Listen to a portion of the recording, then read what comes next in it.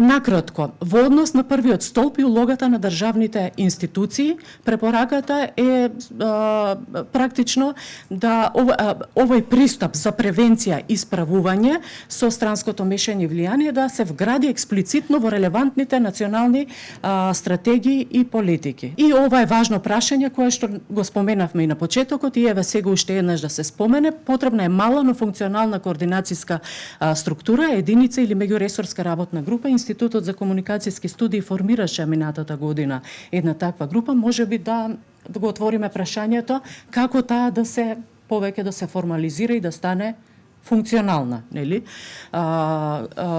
Меѓутоа постојат и други форми и секако тоа и треба да го разговараме како би функционирало. Значи оваа група тело да има јасен мандат за следење на трендови, проценка на ризици, редовен мониторинг, усогласување на пораките. Споменавме дека имаме неконзистентност во пораките или пак тие ги има само за време на кризни и ризични ситуации. Оваа структура мора да работи транспарентно и да има јасни ограничувања улоги, секако со почитување на слободата на изразување. Во вториот столб адресирање на структурните ризици во јавниот сервис и генерално во медиумскиот систем, што може да се направи. Значи, знаеме колку е значајна улогата на јавниот радиодифузен сервис, Македонската радиотелевизија.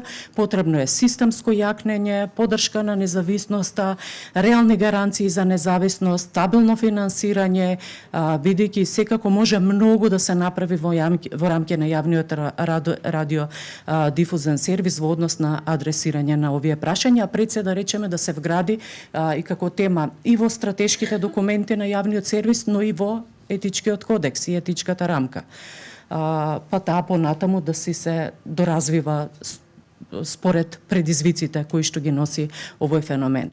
Во однос на медиумите кои што може да бидат изложени на манипулативно информирање и пренесување на пропагандни наративи и така натаму, во многу наврати сме зборувале за потребата од транспарентност, пред се транспарентност на сопствеништвото, транспарентност на финансиите, за да не биде јасно дали некој стои за одредени операции, со која цел го прави тоа, зошто го прави тоа и така натаму. Во третиот столб транспарентност, медиумска писменост и поддршка на независни медиуми.